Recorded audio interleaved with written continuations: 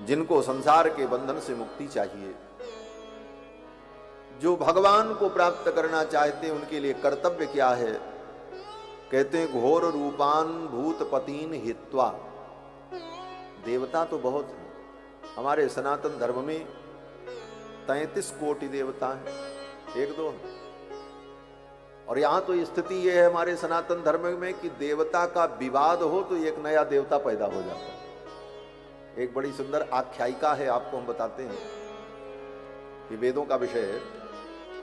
वेद में एक जगह प्रकरण आया कि पूषेंद्र के लिए आहुति दी जाए, तो मीमांसा में इस विषय पर विचार चला। मीमांसा एक दर्शन है हमारे सनातन धर्म में, जो वैदिक कर्मकांड के विषयों में जो गुत्थियां हैं, जो उलझन है, उसको निपटाने के लिए विचार की एक सरणी है, विचार की एक पद्धति है, उसका नाम मीमांसा है। और उस मीमांसा विषय के बड़े बड़े विद्वान हुए, कुमारिल भट्ट, पारसार्थी मिश्र, प्रभाकर मिश्र जैसे विद्वान। तो मीमांसा शास्त्र में विचार चला कि वेद कहता है कि पूषेंद्र के लिए आहुति करो। बोले ये पूषेंद्र, इसमें दो शब्द है, पूषा और इंद्र। पूषा एक अलग देवता है और इंद्र एक अलग देवता है, दो देवता है। तो अब इन देवताओं के लिए कैसे आहुति दी जाए? दो देवताओं को आहुति देनी है, पूषा और इंद्र को, और दोनों के खाद्य पदार्थ अलग अलग हैं। पूषा देवता जो हैं उनको बढ़िया जौ के आटा का सीरा खिलाया जाता है, क्योंकि पूषा के दांत नहीं है। दक्ष प्रजापति के यज्ञ में चंडीस ने, भगवान शंकर के गण ने पूषा देवता के दांत को तोड़ दिया था। भागवत में वर्णन भी है, आगे आएगा प्रसंग। तो अब वो दांत टूटा है, इसलिए कोई कड़ी वस्तु खा नहीं सकते। तो पूषा के लिए आहुति जो है वो तो जौ के आटा का हलवा उनको दिया जाता है। लेकिन इंद्र तो पुरोडास खाते हैं, उनके लिए पुरोडास की आहुति होती। और यहां दोनों का नाम आ गया, पूषा और इंद्र। पूषेंद्र तो क्या करें, पुरोडास दें तो इंद्र खाएंगे, पूषा को नहीं मिलेगा। और पूषा को अगर हलवा की आहुति दी जाए तो इंद्र को अच्छा नहीं लगेगा, क्योंकि इंद्र को प्रिय पुरोडास है। तब विचार चला, इस पे शास्त्रार्थ शुरू हुआ, क्या करें। तो एक न्याय लगाया। बोले न्याय माने नजीर, तर्क। क्या न्याय लगाया? बोले कांस्य भोजी न्याय। कांस्य भोजी न्याय ये है कि जब ब्रह्मचारी गुरुकुल में पढ़ता है, वेद का अध्ययन करता है, तो ब्रह्मचारी को कांसे के बर्तन में भोजन नहीं करना चाहिए। कांसा एक धातु होती है, कांसे धातु के बर्तन में उसे भोजन करने का निषेध है ब्रह्मचारी के लिए। लेकिन गुरु जी के लिए तो निषेध है नहीं, गुरु जी गृहस्थ हैं, ब्रह्मचारी ब्रह्मचारी है। ब्रह्मचारी का धर्म अलग, गृहस्थ का धर्म अलग। तो गुरु जी तो कांसे की थाली में खा सकते हैं, लेकिन संयोग ऐसा कि उस ब्रह्मचारी ने गुरुकुल में जाने के बाद अपने गुरु के चरण की भक्ति के कारण, निष्ठा के कारण उसने एक संकल्प ले लिया। बोले क्या संकल्प लिया? बोले गुरु जी जो भोजन करेंगे, उनका जो भोजन बचेगा वही भोजन मैं खाऊंगा। अब उसने संकल्प ले लिया। अब परिणाम ये हुआ, एक दिन गुरु जी ने कांसे की थाली में भोजन किया और भोजन छोड़ दिया जो बचा। अब ब्रह्मचारी की तो प्रतिज्ञा है, हम तो गुरु जी के ही उच्छिष्ट को खाएंगे।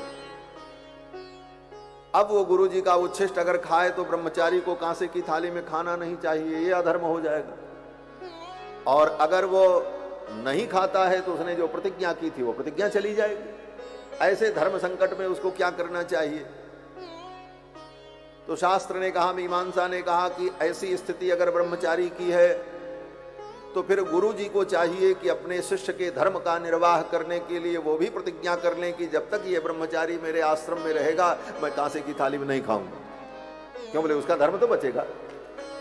तो उस ब्रह्मचारी के कारण उन गुरु को उसके धर्म की रक्षा के लिए ऐसा करना चाहिए।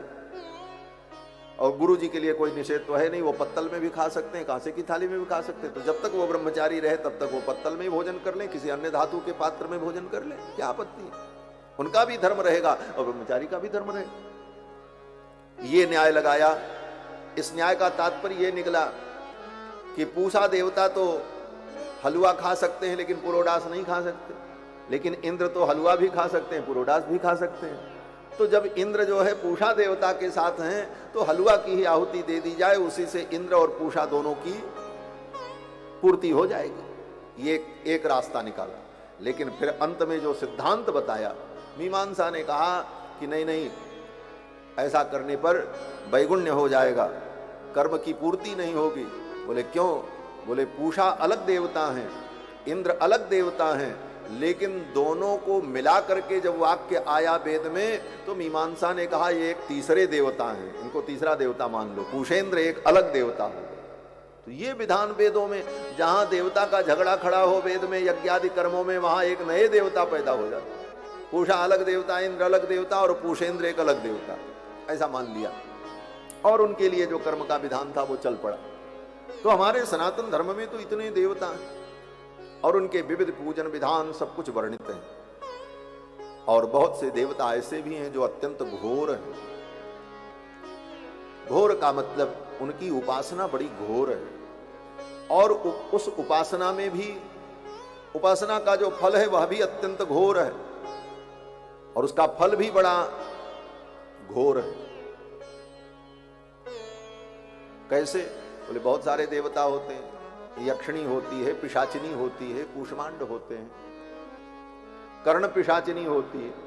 इन देवताओं की लोग पूजा करते हैं, इनकी सिद्धियां पा लेते हैं, कुछ जीवन में चमत्कार भी दिखता है, भूत भविष्य कुछ बताते रहते हैं, तो लोग अरे महाराज सब कुछ जानते हैं, ये तो सर्वज्ञ हैं, जाते ही हमारा नाम बता दिया, पॉकेट में कई रुपए है ये भी बता दिया। लेकिन ये सब कुछ नहीं, ये सब कर्ण पिशाचिनी यक्षिणी जैसी क्षुद्र सिद्धियों का परिणाम होता है। क्षुद्र सिद्धियां ऐसी प्राप्त हो गई, दो चार बात व्यक्ति ने बता दिया, बाकी किसी का संपूर्ण भविष्य कोई नहीं जान सकता।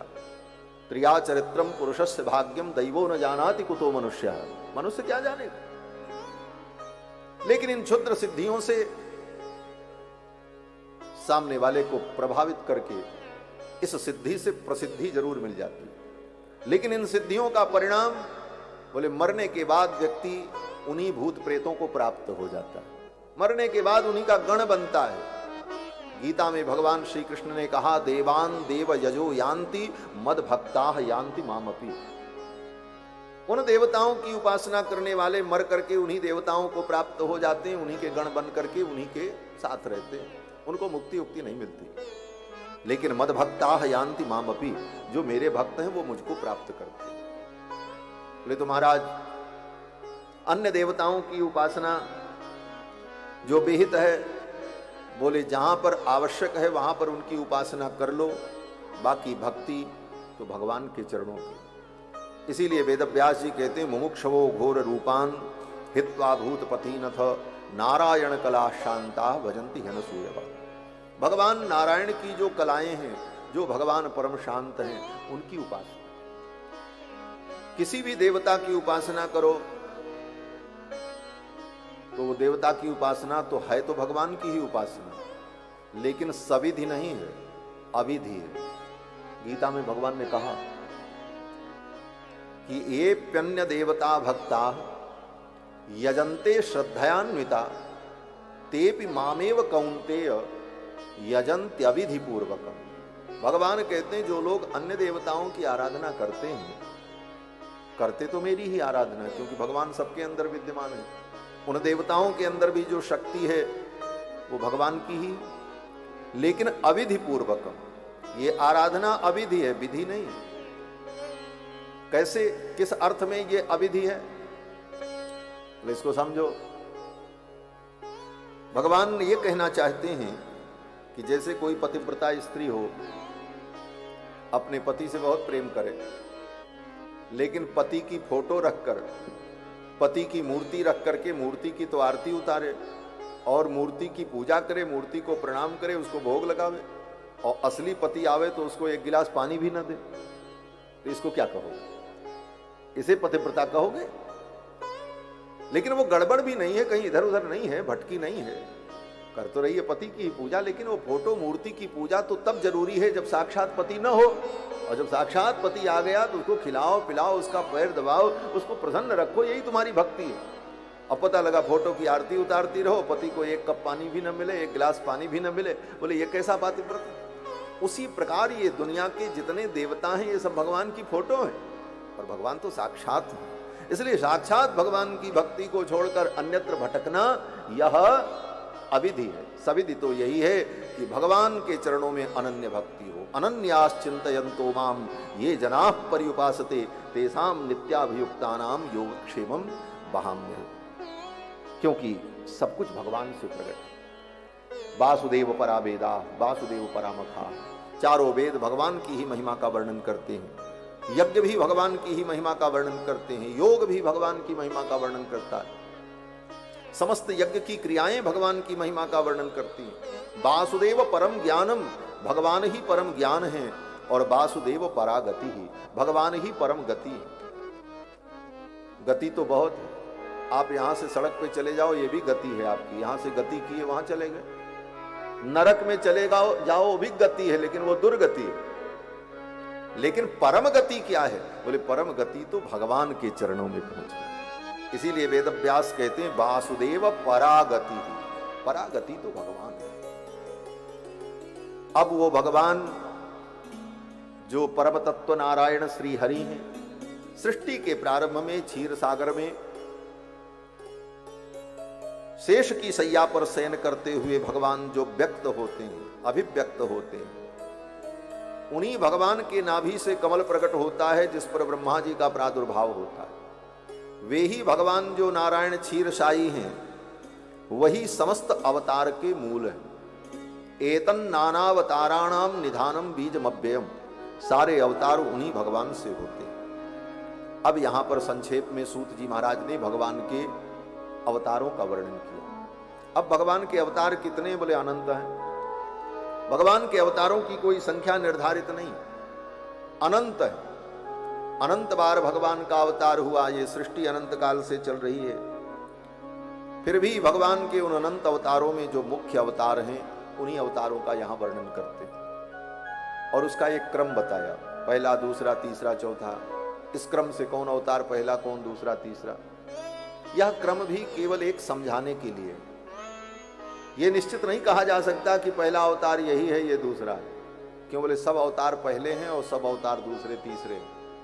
क्यों? बोले एक एक अवतार अनंत अनंत बार हुए। अब जैसे कोई व्यक्ति कहे रामावतार पहले हुआ, कृष्णावतार बाद में हुआ। हाँ, बात ठीक है। रामावतार त्रेता में हुआ और कृष्णावतार द्वापर में हुआ। तो पहले रामावतार हुआ, फिर कृष्णावतार हुआ।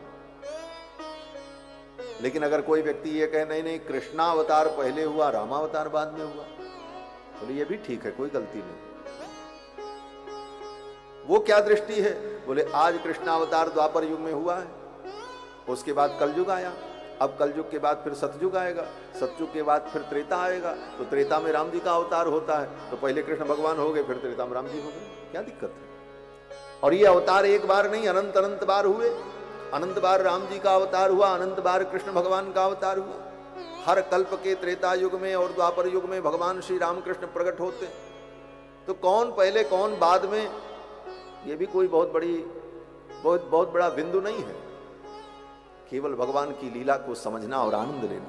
लेकिन ये समझाने के लिए कौन पहला कौन दूसरा ऐसा वर्णन करते। पहला अवतार भगवान का सनकादिकों के रूप में